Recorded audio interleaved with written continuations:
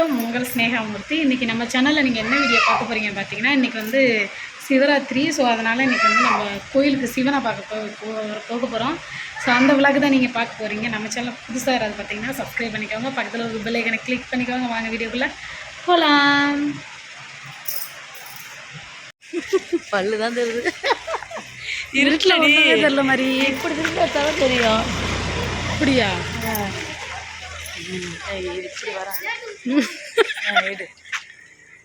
இங்கே என்னுடைய ஃபஸ்ட் அக்கா இதுதான். ஓகேங்களா, பார்த்துக்கோங்க.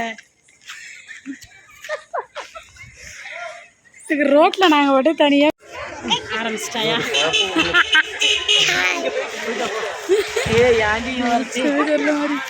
வெளிச்சம் தெரியலையா? இப்போ தெரிஞ்ச மாதிரி ஒவ்வொரு புள்ளி எல்லாம் எடு மாமா.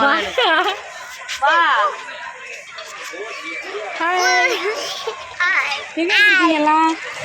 நாங்க கோயிலுக்கு வந்திருக்கோம். என்ன ஒரு கோயில்? பலூர் கோயில். சந்தோஷம் ஒரு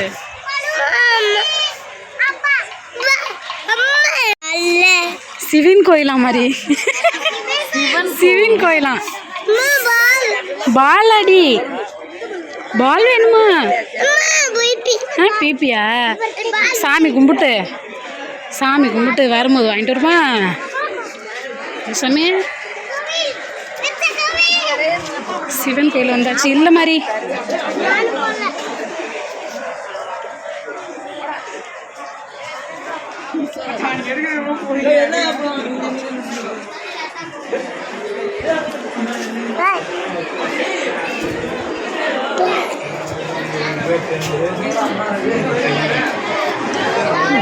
கூட்டமாக இருக்கு. எழுவது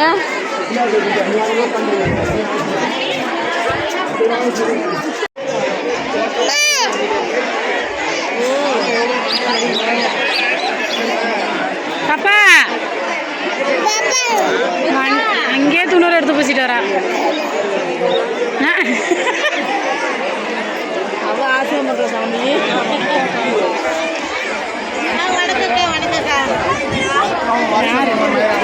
மாலை கட்டுறாங்களா பசங்க?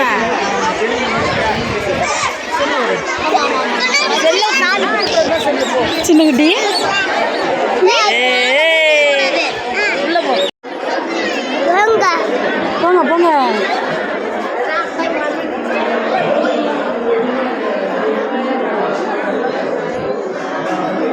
போமா வேடிக்கை பார்க்காம போமா.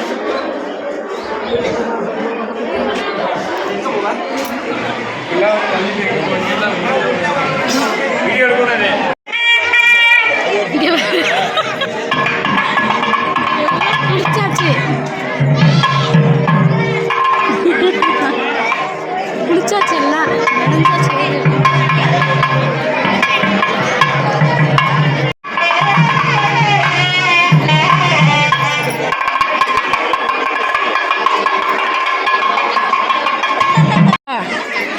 சாமி கும்பிட போயிருக்கோம். பிள்ளை நனைஞ்சு போச்சியோ கடவுளே. சிவனை பார்க்கறதுக்கு என் பிள்ளைங்க மண்டை கண்டெல்லாம் நனைஞ்சிருச்சுங்க எல்லாரும். என் பிள்ளை நனைஞ்சிருச்சு. மாரியம்மாவா? மாரியம்மா வெளில போயிருக்கு.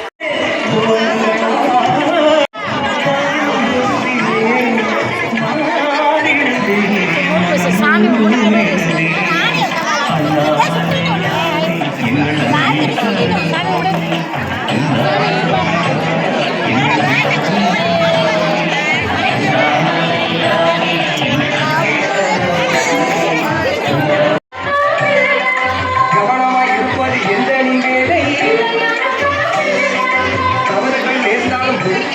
டான்ஸ் ஆடுது.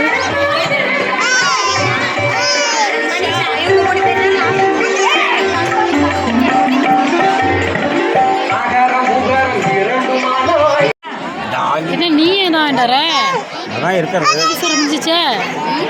புளிசோறு முடிஞ்சிச்சே.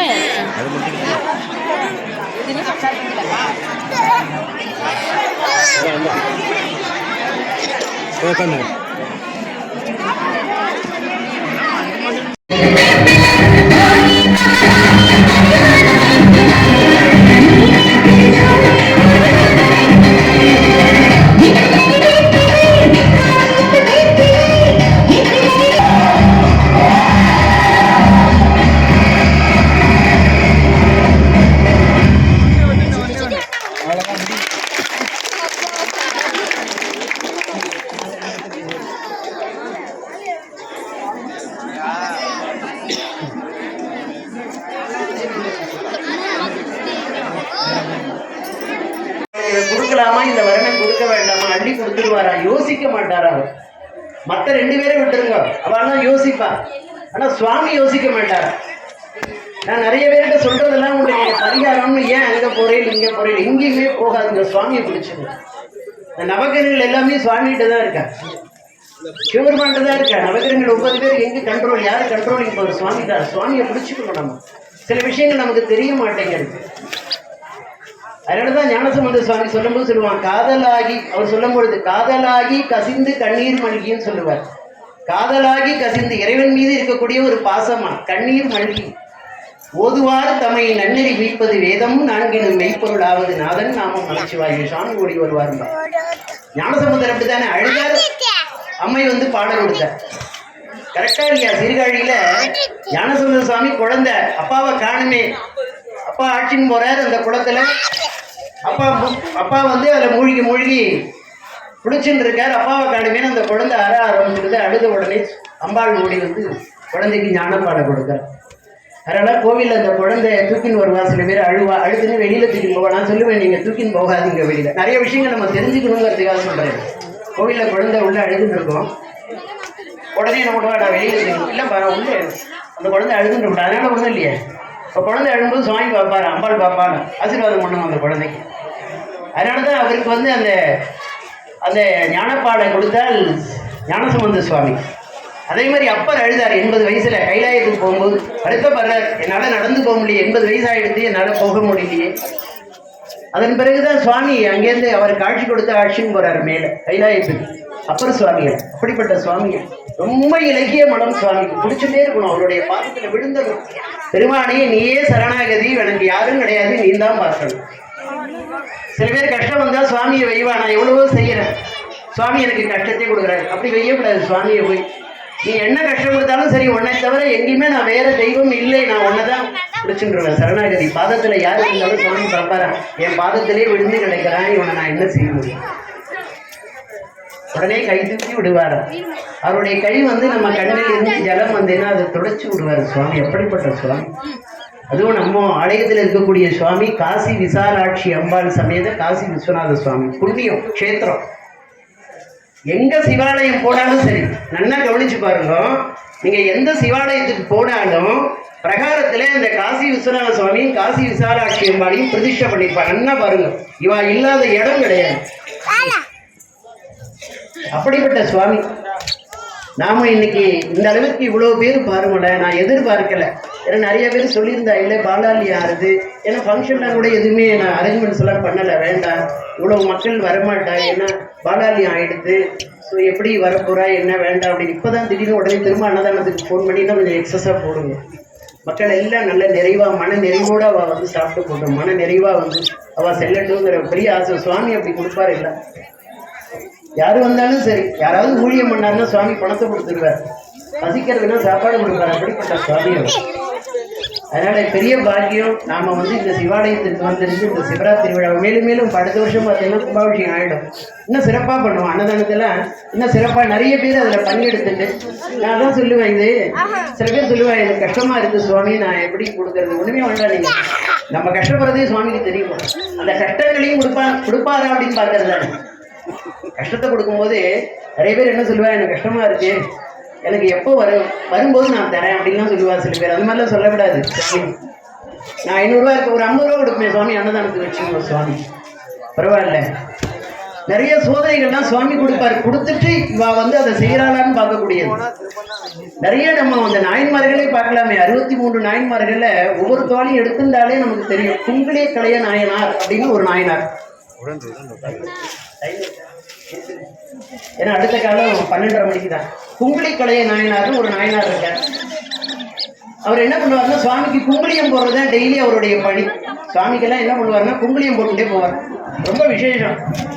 குங்குளியம் போட்டாலும் அந்த கோவிலில் வந்து சகல தோஷ நிவர்த்தியும் நல்ல வைப்ரேஷன் இருக்கும். நானே இந்த சுவாமிக்கு குங்குளியம் போட்டு தான் அந்த பாலாண்டிய பூஜையே பண்ணது. குங்குளியம் போட்டுட்டே இருந்த சுவாமி, வெள்ளை கலர்ல இருக்கும் அந்த குங்குளியம். அப்போ அவர் அந்த பணியை வந்து அவர் பண்ணிட்டே இருந்தார். அவள் ஆற்றுல அவர் வெய்கிறார், எவ்வளோ கஷ்டம் உனக்கு, நீ இருக்கிற காசெல்லாம் கொண்டு குங்குளியம் வாங்கிட்டு இருக்கே, நீ மனுஷனா, நீ வெய்கிறாவா ஆத்துக்காரி. அவர் அதெல்லாம் கேட்கல. இல்லை நான் சுவாமிக்கு குங்குளியம் போட்டே ஆகணும். கடைசியா சோதனை சுவாமி கொடுக்கிறார். என்ன கொடுக்கிறார்? மனைவியோட திருமங்கல்யத்தை கொண்டு வித்து தான் குங்குளியம் வாங்கணுங்கிற ஒரு சூழலை சுவாமி கொடுத்துறார். இவன் என்ன பண்ணுவான்னு பார்க்கலாம். கடைசியா சொல்றா, அழறா அவன். பரவாயில்ல, அந்த காலத்துல பார்த்தீங்கன்னா வாத்துக்கார் ஏதாவது சொல்லிட்டா உடனே அதை செய்யணுங்கிற ஒரு மனநிலை. ஐயா அவர் கேட்கிறார், நல்ல காரியத்துல தான் கேட்கிறார். சுவாமிக்கு குங்குளியம் வாங்கி போடணுங்கிறார். சரி நீங்க எடுத்துன்னு போங்க. தாலியை கழிக்கும் போது சுவாமி தோன்றார், ஆசீர்வாதம் பண்றாரு சுவாமி. அப்பா உன்னை சோதிக்க தான் பண்ணேன், உனக்கு என்ன வேணும் கேளு. இல்லை நான் எப்பவுமே உன்னை நினைச்சுட்டே இருக்கணும், இந்த குங்குளியத்தையே நான் போட்டுட்டே இருக்கணும், வேற என் மனநிலையை நீ மாற்றிடாத சுவாமி சொல்றாரு. சுவாமிகிட்ட சொல்றாரு அவர். எனவே அவ்வளவு சோதனைகளை கொடுத்தாலும் சரி, நான் நிறைய பேருக்கு அதான் சொல்லுவேன், எவ்வளவு சோதனைகள் வந்தாலும் சரி சுவாமி விடாதீங்க. நான் இதை விட்டுட்டு அந்த சுவாமிக்கு போறேன், எனக்கு அங்க பரிகாரம் பண்ண சொன்னாங்க, இங்க வேண்டவே வேண்டாம். பரிகாரங்கிறதே வேண்டாம், பரிகாரங்கிறதே வேண்டாம். பெருமானே நீ தான் சரணாகதி. ஒடி வந்து சுவாமிகிட்ட விழுந்துருக்கோம், சுவாமியினுடைய பார்த்து சொல்லுங்க, சிவபுராணத்தை சொல்லுங்க, சுவாமி பார்த்துதான். அதனால எவ்வளவு சோதனைகள் வந்தாலும் சரி அதை சாதனையாக்கக்கூடியது பெருமான் தான். சில பேர் டிமாண்ட் வைப்பா, இந்த காரியங்களை எனக்கு செஞ்சு கொடுத்தா நான் உனக்கு இது செய்யறேன். பார்த்துருக்கேன் இல்லை சுவாமி திருப்பணிக்கு ஏதாவது கொடு. ஓகே ஃப்ரெண்ட்ஸ், இப்போ வந்து நம்ம கோயிலுக்கு போயிட்டு வந்தாச்சு. வீடியோ வந்து பார்த்துருப்பீங்க. இந்த வீடியோ வந்து ரொம்ப லாங்காக வரும், நீங்கள் கண்டிப்பாக பாருங்கள், மிஸ் பண்ணிடா பாருங்கள். நம்ம நம்ம சேனலில் போட்ட வீடியோவே இதுதான் ரொம்ப லாங்காக இருக்கும். ஸோ கண்டிப்பாக பாருங்கள், மறக்காமல் பாருங்கள். நான் ஜாலியாக இருக்கும். ரொம்ப மணி 1 ஆயிடுச்சு, நாங்கள் வரத்துக்குள்ளே மணி 1 மணி ஆயிடுச்சு. இப்போ நாங்கள் 1 மணிக்கு தான் வீட்டுக்கு வந்திருக்கோம். அப்புறம் பார்த்திங்கன்னா எனக்கு சின்னதாக ஒரு அடி மாதிரி பட்டுருச்சு, கத்தி கிழிச்சிருச்சு. மாங்காய் வெட்டுறேன்னு சொல்லிட்டு தம்பி வெட்ட சொன்னான். அந்த மாதிரி மாங்காய் வெட்டுறேன்னு சொல்லிட்டு கத்தி அப்படியே வெட்டின பாருங்கள், அப்படியே கிழிச்சிருச்சு கை. அது ஒரு சின்னதாக காயமாகிடுச்சு. அது ஒரு சேடான நியூஸாக இருக்குது. அது வலிச்சிக்கிட்டே இருக்கு, அதனால் கொஞ்சம் நேரத்தில் வந்துட்ட முடியாமல். ஸோ இந்த வீடியோ உங்களுக்கு பிடிச்சிருந்தா லைக் பண்ணுங்கள், ஷேர் பண்ணுங்கள். நெக்ஸ்ட் ஒரு விளாகில் பார்க்கலாம். பாய்.